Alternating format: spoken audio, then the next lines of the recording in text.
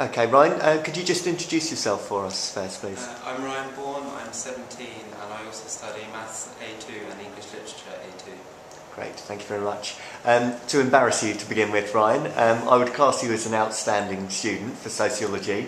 What do you think depicts an outstanding student?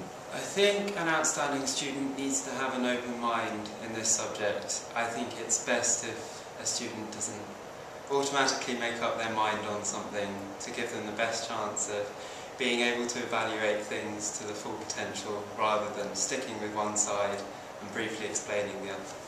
Excellent, excellent. Could you give us some tips in terms of how you revise as well, because that's one area that students struggle with? Yeah, I normally make sure I understand everything, and then I usually write out sociologist names and the key terms out by rote, and then alternatively I use cards and ask a question on something on one side and answer it the other side.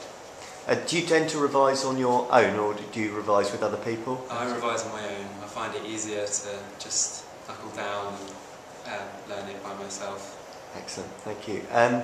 Lots of students seem to get an essay of about a C or a B grade. What do you think is required in an essay to get it up into the A and the A star bracket?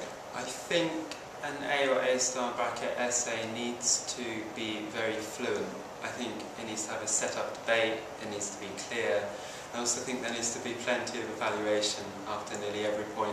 Could I ask you then what you try and include in your essays? What do you have a set criteria of things that you'd like to do in each essay? I always make sure I set up the debate as clearly as I can, and I use the item as well as I can, because in most essay titles we're given an item as well. I make sure I put plenty of sociologists, their names, what their key terms are, studies as well, and I make sure I evaluate them throughout. Thank you. I'm going to add one question which wasn't on there, but do you keep an eye on anything sociological or current affairs outside of lessons? Do you follow the news and so on? Yeah, I watch the news nearly every night, and I also read newspapers and finding different articles I like to read as well. Excellent. Thank you very much for your time, Ryan. That's right. Okay, Sian, could you just start by introducing yourself for us, please? My name's Sian, I'm 19 and I'm studying Sociology, Psychology and Communication and Culture A-level. Excellent, thank you very much.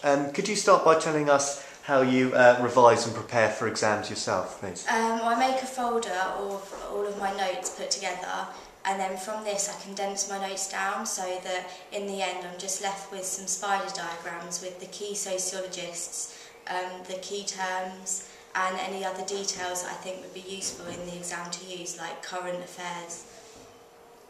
Do you tend to revise on your own, or do you get someone to test you at all? To begin with, I revise by myself, just by writing out notes again. But then when it gets towards the exam itself, I get my mum to just ask me what a sociologist said, what a key term means. Excellent. And what do you try and include in your essays? I make sure that there's an introduction that uses the key terms in the question and they're defined. In the bulk of the essay itself, in the assess questions, I make sure that there's a balance of arguments for and against the statement given, and include sociologists that back up any evidence that I've given. In the terms of the methods questions, we've been taught an acronym that ensures that we include all points like practicality and reliability, and then use case studies and experiments and research that's been conducted by sociologists to back up these claims. Thank you. And so if you were giving tips to someone else who's trying to write an A grade or an A star grade essay, what tips would you give? Make sure that there's a good balance of arguments within the essay itself, and in a conclusion that gives a different point but in the end brings all points made together.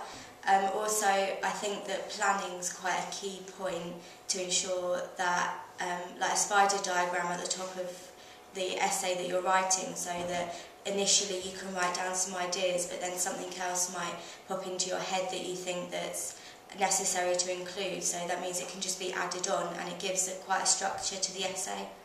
So could I ask you, for an A2 essay in the exam, for example, how long do you spend doing a little plan before you start writing?